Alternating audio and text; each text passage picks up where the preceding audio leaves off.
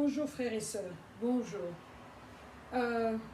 C'est une autre journée que l'Éternel a faite, nous allons nous y réjouir et avoir de la joie. Et comme toujours, quand c'est des sujets importants, mon petit remote me cause des problèmes, mais qu'à cela ne tienne, nous allons parler. J'ai le Saint-Esprit en train de me parler d'un sujet qui est très très lourd.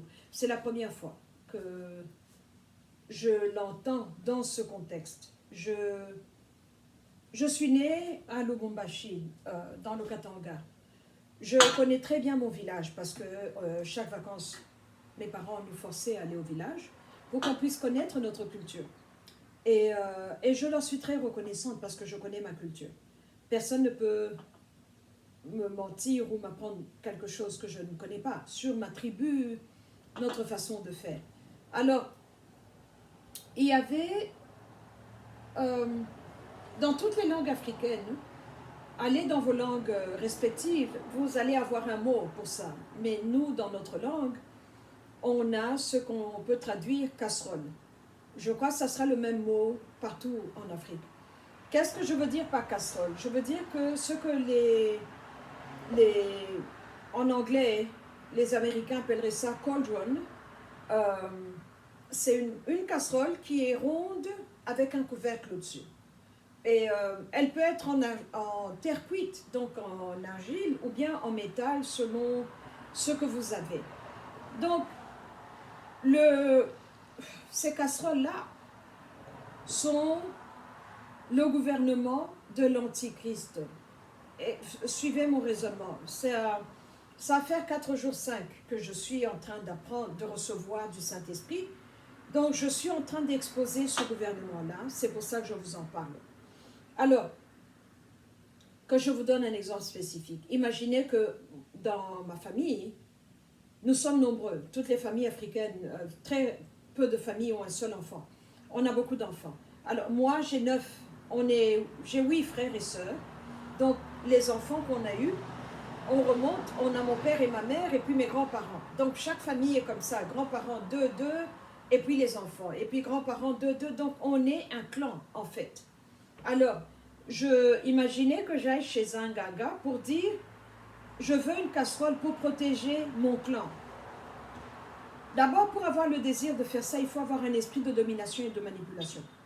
Vous allez chez le gaga, il va vous demander une casserole. Vous allez acheter cette casserole-là dont je vous parle. Il faut avoir ce qu'on appelle en Swahili une kata, un truc rond où on fait asseoir la casserole, on met la casserole comme ça, elle ne va pas tomber, et il y a le couvercle au-dessus. Donc, le nganga va, avec vous, faire des potions, des mélanges de choses. Ce n'est pas une seule chose. On mélange les choses, on met dans la casserole. Alors maintenant, il appelle un esprit qu'il va les réveiller selon vous, ce que vous êtes. Selon, donc moi, la personne, exemple que je vous ai donné, ce que je suis.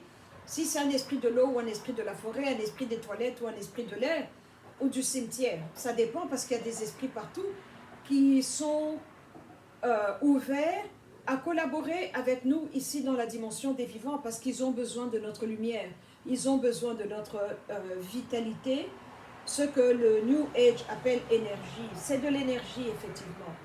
Donc, il appelle cet esprit-là et il me le présente à moi qui suis venu solliciter la casserole. Je paie ce qu'on me demande et on va me demander de tuer quelqu'un. Ce genre de casserole ne peut pas se faire sans une vie humaine. Parce que la Bible nous dit dans Lévitique que la vie est dans le sang. Donc il faut verser le sang. Alors on va choisir quelqu'un dans la famille. Je vois une cousine Rose, ok? On tue Rose, je donne le nom de Rose au gaga. Rose va mourir dans un accident ou elle va mourir. Mais elle ne meurt pas selon le temps que Dieu, le Père, avait prévu, mais elle meurt selon le temps que nous avons décidé. Alors, Rose meurt, on l'enterre, on fait le deuil comme on fait d'habitude, mais l'esprit, parce qu'elle n'était pas en Christ, c'est pour ça qu'elle est morte, l'esprit vient et se met là. Alors, on prend Rose, on la met en bas, imaginez que ça c'est Rose, ça c'est la terre des vivants, ça c'est la terre des morts, donc la dimension des morts, parce qu'ils sont en dessous, on les enterre. Donc, Rose était vivante. la moitié de Rose est ici au-dessus. Ses mains sont au-dessus. On prend la casserole, on met sur Rose. Les hanches, à partir de la taille au pied, elle est en bas dans la dimension des morts. C'est comme ça que Rose devient l'ascenseur ou bien la colombe, ce qu'on appelle colombe dans la rose-croix. Et alors, elle est donc le conduit par lequel on peut entrer en bas et remonter au-dessus. Donc, Rose est là, elle a les mains levées. Vous avez vu dans la mythologie grecque les Néphilim qui portent des fardeaux. Il est celui qui est à la porte, il est la sentinelle, le watchman. Donc Rose, on la met, elle devient donc, la vie de Rose et la casserole deviennent une. Et moi, je viens maintenant, parce que c'est moi qui ai sacrifié Rose, c'est moi qui ai demandé la casserole. Je viens, je cite mon nom, je mets mon souffle dans la casserole, donc je deviens le troisième élément dans la casserole. Donc il y avait l'esprit donné par le Nganga, l'esprit de Rose que moi j'ai tué parce que Rose était de ma famille et qu'on a mis son sang là-dedans, et moi maintenant je me mets là en trois. Donc nous trois, nous sommes copropriétaires de cette casserole-là. Selon les thèmes que vous allez vous entendre, Rose va dire, après 2 ans, j'ai beaucoup travaillé, j'ai besoin je suis seule, quelqu'un d'autre va mourir. C'est comme ça que vous voyez dans des familles, tous les 3 ans, tous les 4 ans, quelqu'un meurt. Dans accident, meurtre, la méthode par laquelle la personne meurt n'est pas importante. C'est qu'il y a un programme spécifique, un timeline qui a été prévu pour que les personnes meurent. Et c'est comme ça que ça se passe. Donc, ça c'est le premier point. Le deuxième point maintenant, les personnes qui meurent, qui étaient de la famille, vont habiter avec Rose. Donc là où Rose est, ils sont avec elle et ils deviennent une petite population, membres de la famille, mais du côté des morts en bas, et nous, on est membres de la famille, mais ici au-dessus. Maintenant, l'esprit que le Nganga avait donné va vous dire, j'ai beaucoup travaillé, j'ai faim.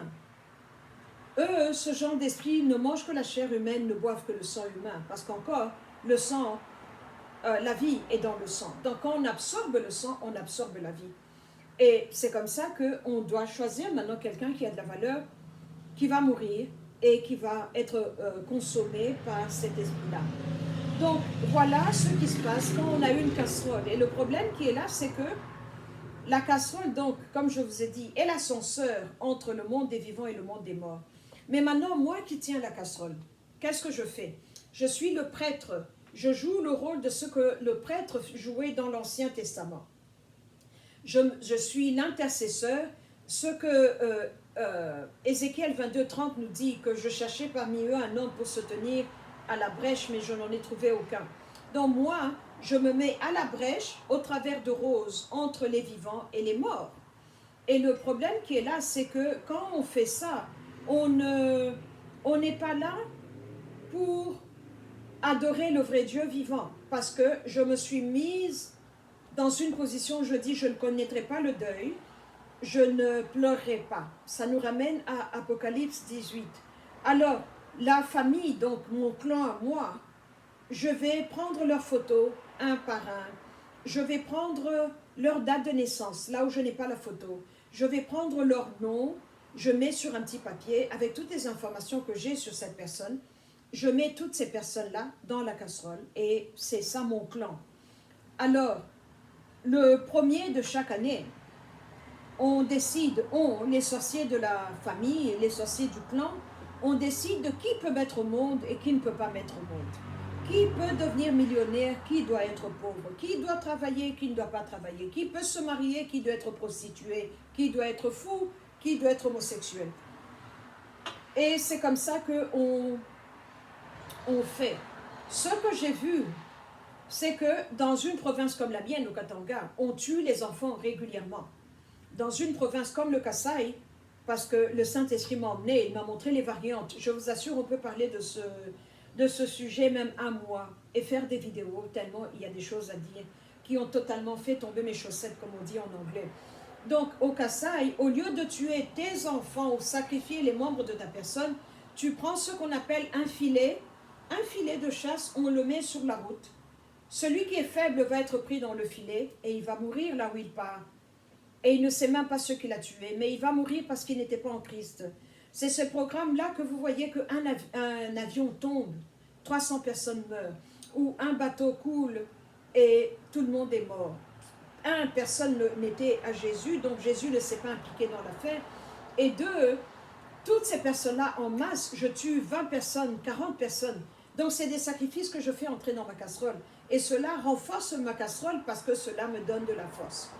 Mais maintenant, en échange, qu'est-ce que ça me fait?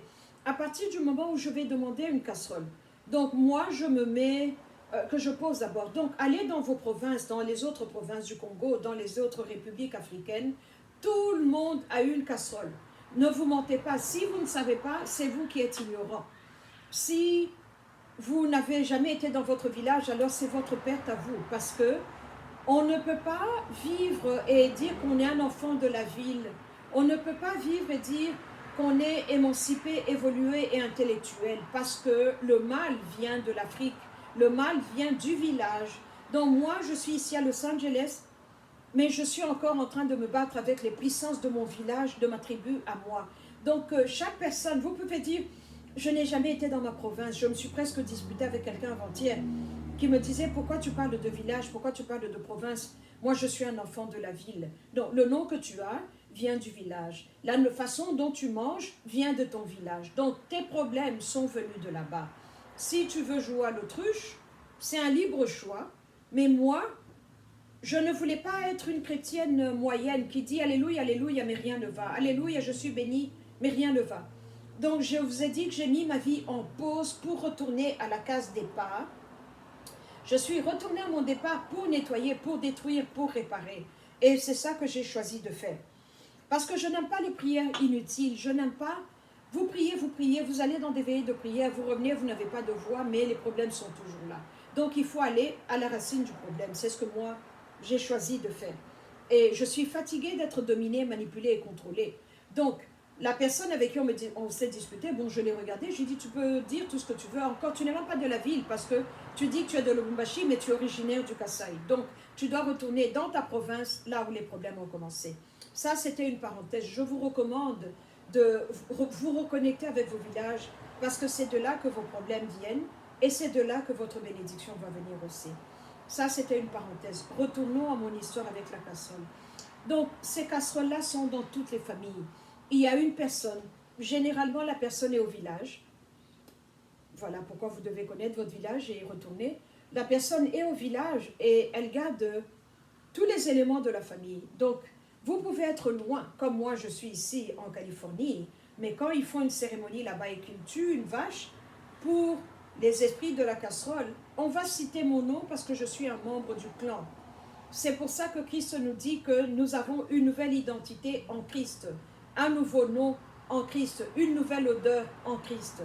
Tant qu'on n'est pas encore affermi avec Christ et qu'on a une relation consolidée, quand on appelle, vous allez répondre. Votre esprit va partir au village, votre esprit va aller répondre et se soumettre à ces personnes-là.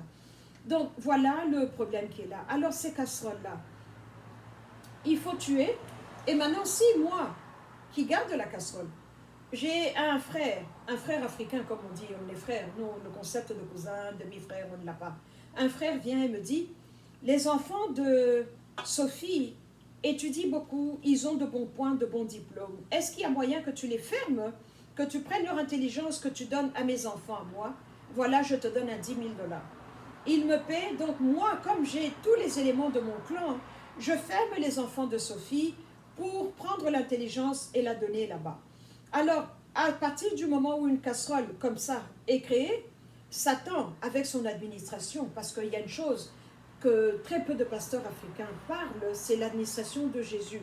Esaïe 9, 6 nous en parle. Un enfant nous est né, un fils nous est donné, et la domination reposera sur son épaule. Et il sera appelé admirable conseiller, Dieu puissant, Père éternel, bon berger qui a donné sa vie pour sauver ses petites brebis. Donc, et je continue toujours, Emmanuel, Dieu qui est avec nous, l'étoile brillante du matin. C'est un très beau verset pour louer notre Seigneur Jésus. Mais le gouvernement reposera sur son épaule. En anglais, on dit « And the government shall rest upon his shoulders ». Jésus a un gouvernement, il est la tête du gouvernement et nous sommes en dessous de lui. Comme il dit, il est la tête, nous sommes le corps. Donc, Satan a fait une parodie, il a copié, il a imité.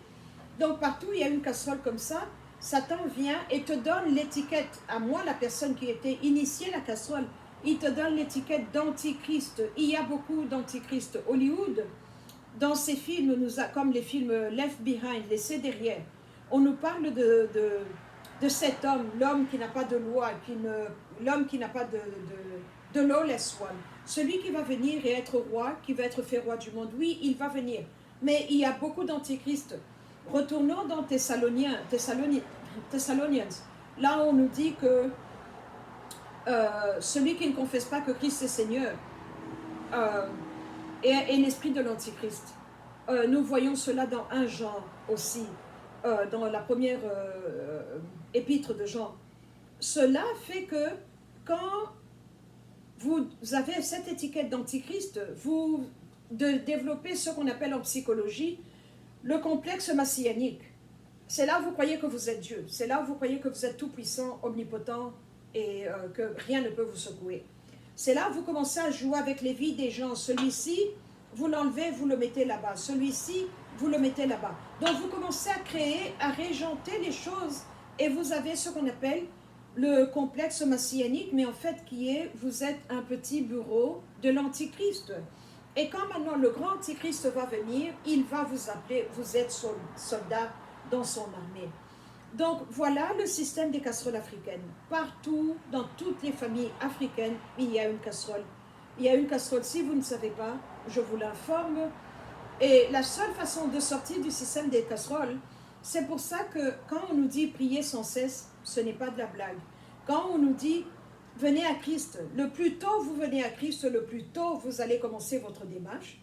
Quand on nous dit priez sans cesse, faites le bien, on nous dit que le monde nous dit trop bon, trop couillon, mais en fait la Bible nous dit qu'il faut être bon. Parce que la finalité du côté de Christ est de ressembler à Christ et d'être comme lui. Et de l'autre côté, la finalité est de ressembler à Satan, comme Jean 10 nous dit que nous ne voulons que to kill, steal and destroy. Tuer, c'est ça que nous savons faire. Donc le Dieu qui est votre Dieu, vous allez lui ressembler, que ce soit celui-ci ou celui-là, vous allez lui ressembler. Et maintenant, les casseroles, si vous êtes en Christ, si vous avez déjà commencé à prier, vous connaissez Jésus, vous êtes né de nouveau, vous vous êtes donné à Jésus, ce n'est qu'en étant très sérieux que vous allez arriver à détruire ce genre de casserole, parce que c'est un problème très profond, un problème qui est vieux comme le monde, qui tape directement dans le jardin d'Éden. On retourne là. Je vous ai déjà dit qu'Éden est sur le continent africain. La partie de la création est sur le continent africain, en Afrique de l'Est. Mais le problème qui est là, c'est que nos problèmes, à nous, Africains, viennent de là. On nous a fait croire que la Bible était européenne, que Jésus était européen, monsieur à la peau rose, on le dessine blond aux yeux bleus, ou brun aux yeux verts. Ce n'est pas vrai. Donc ça nous a déconnectés de beaucoup de vérités qui sont spirituelles, des vérités bonnes ou mauvaises. Mais le chrétien d'aujourd'hui, je parle seulement de l'Afrique francophone d'où je viens, le chrétien d'aujourd'hui est faible, fatigué, avant même d'avoir commencé la guerre. Alors, un sujet comme celui-ci, les gens se disent « Oh, ça y est, elle recommence. Ça y est, elle ne parle que de guerre spirituelle. » Mais sans la guerre, il n'y a pas la victoire. Comment est-ce que je peux avoir une victoire si je n'ai pas été sur le champ de bataille? Comment est-ce que je peux aller sur le champ de bataille si je ne sais pas qui est l'ennemi qui est en face de moi? Donc, je partage seulement. Si ce n'est pas votre appel, je vous remercie. Écoutez-moi et gardez en tête que ça arrive. Qu'il y a des casseroles dans toutes les familles africaines. Je viens de finir de détruire 5 casseroles dans 5 clans de ma grande famille. Et ce n'est pas de la blague, c'est une réalité. Ils ont commencé à contre-attaquer. Mais Dieu, je vous assure, frères et sœurs, si je n'étais pas sérieuse avec mon Dieu, si je n'étais pas sérieuse avec le choix que j'avais fait il y a 17 ans, je serais déjà morte. Dieu est bon, Dieu est fort, Dieu protège, Dieu est fidèle et Dieu délivre. Et Dieu enlève la honte. Parce que non seulement il m'a montré ces casseroles, il m'a expliqué le comment, le pourquoi et les conséquences, Et il m'a fait détruire. On a détruit les casseroles physiques. Maintenant, on est remonté dans le temps. C'est là où il m'a totalement ébranlé. J'ai été malade pendant 2-3 jours. Pas malade, mais des tourbillons bizarres, des vertiges bizarres. J'entendais des bruits de métal qui se cognaient. Mais c'était dans ma tête, hein, comme s'il y avait des tremblements de terre. On est en Californie, avec les feux que nous avons là. Je demandais à mon fils, c'est un tremblement de terre. Il me dit, non, je crois que c'est ton tremblement de terre à toi.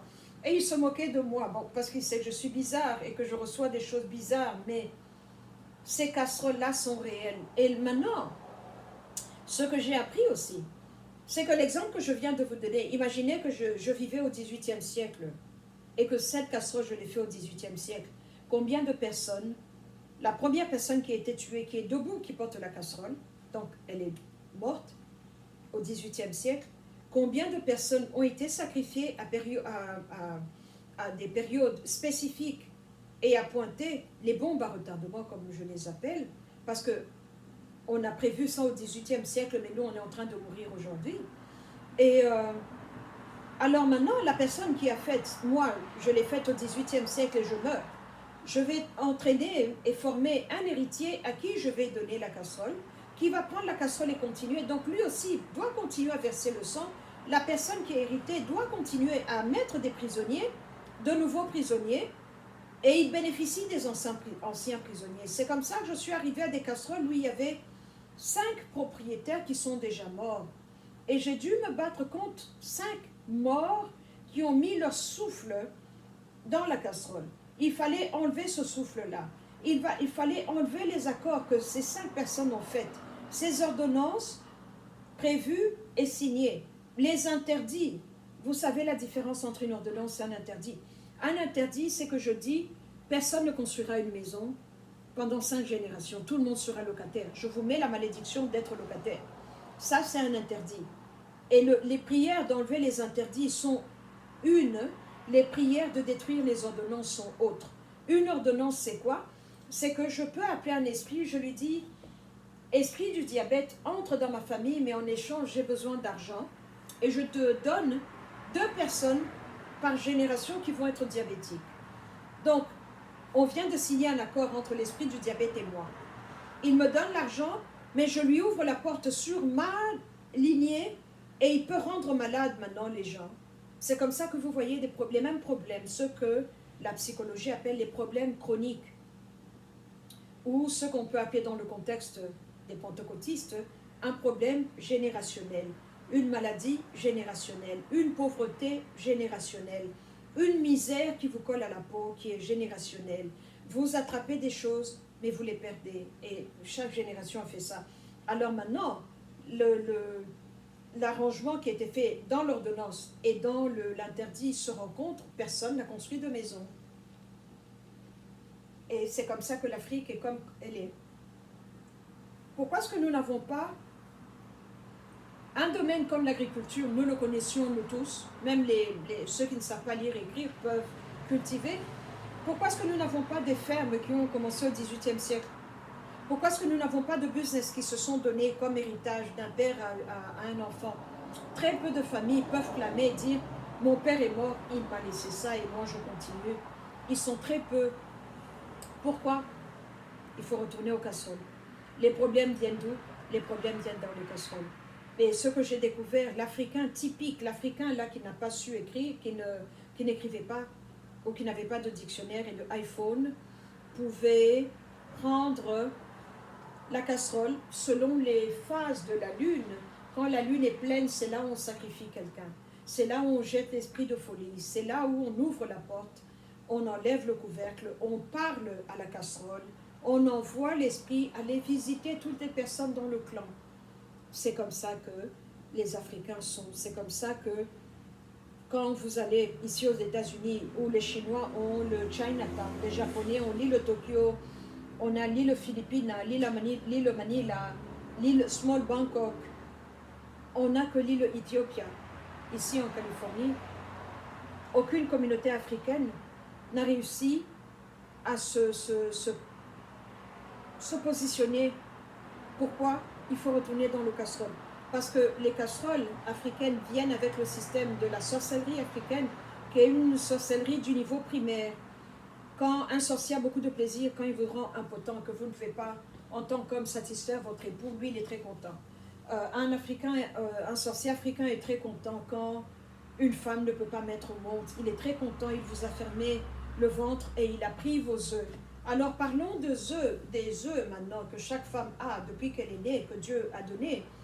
Donc, si je vous ai fermé le ventre, vous deviez avoir 5 enfants, je prends ces enfants-là qui ne sont pas encore nés, qui n'ont pas encore été fécondés. Je les prends, je les mets là. Vous deviez avoir un travail, je prends votre travail, je le mets là. Vous deviez construire 2 maisons, je prends les maisons qui n'existent pas encore. Et ça tombe dans le contexte de ce qu'on nous dit dans la Bible, que la foi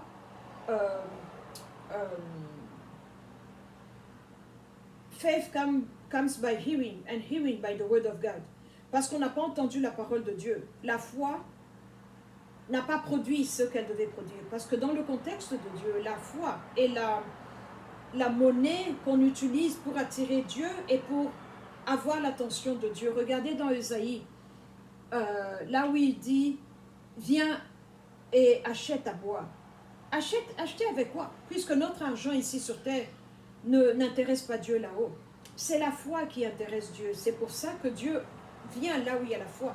Dieu vient là où il y a la foi en lui, parce que on doit lui avoir la foi en notre Père. C'est pour ça qu'il y a tellement de versets. Je n'ai pas voulu me concentrer sur les versets, parce que beaucoup de pasteurs vous parlent de versets. La parole de Dieu est vivante. Je l'utilise aussi. Je ne sais pas combien de Bibles j'ai. Je ne détruis pas la parole de Dieu. Je veux prendre une autre approche pour réveiller le peuple de Dieu africain. Donc, allez à l'église, on vous parle des versets bibliques. J'espère que vous avez des Bibles vous-même. J'espère que vous avez des concordances, que vous prenez le temps de méditer sur la parole de Dieu. Moi, je vous parle du côté pratique, parce que moi, mon ministère vient dans la destruction du mal qui a été fait dans le passé. C'est pour ça que je partage ceci avec vous. Donc, tout ce qui n'a pas été fait, tout ce qui n'a pas été accompli, alors que Dieu vous a donné ça, mais quelqu'un dans la casserole vous a arraché ça, ça fait une grande commodité que j'ai. Maintenant, je deviens un stockbroker. Dans Apocalypse 18, on va dans le marché d'âmes, de corps humains et de bénédictions humaines. Donc maintenant, je peux vendre à un pasteur qui veut le don oratoire, et je vais dire, dans ma casserole, j'ai ma fille à moi qui parle très bien. Donne-moi autant d'argent, je te donne ce don-là. C'est comme ça qu'on commence à échanger avec les autres sorciers, les autres cultistes et les autres personnes qui ont des casseroles. Vous pouvez rêver que vous êtes dans la prison du président Bongo. Vous pouvez rêver que vous êtes au Sénégal ou à Paris, à l'Élysée, que vous êtes en train de torchonner. Vous vous dites comment je suis arrivé ici. Pourquoi est-ce que je rêve que je torchonne à l'Élysée? Pourquoi? Parce que celui qui tient votre casserole vous a vendu et vous vous êtes retrouvé en France. Donc voilà la réalité que j'ai apprise, que je vais finir le 15. Mais c'est un enseignement qui est très profond. Je vais continuer à faire une autre vidéo parce que nous devons en parler, nous devons nous réveiller et nous devons être conscients que nos destins sont entre les mains de quelqu'un, qui a quelqu'un au village, qui a une casserole, et c'est là où nous sommes. Pour moi, je suis sortie et ça me fait plaisir de retourner casser les autres casseroles. Ça me fait vraiment plaisir. Mais vous ne pouvez détruire que quand vous êtes droit devant Jésus. Si vous êtes un chrétien, un pied ici, un pied là-bas, qui fait la drogue, la fornication, ça ne sert à rien, on va vous tuer. C'est le système même de l'Antichrist, mais dans le contexte africain. Merci beaucoup. Voilà la première partie. Voilà. On parle de choses sérieuses. Les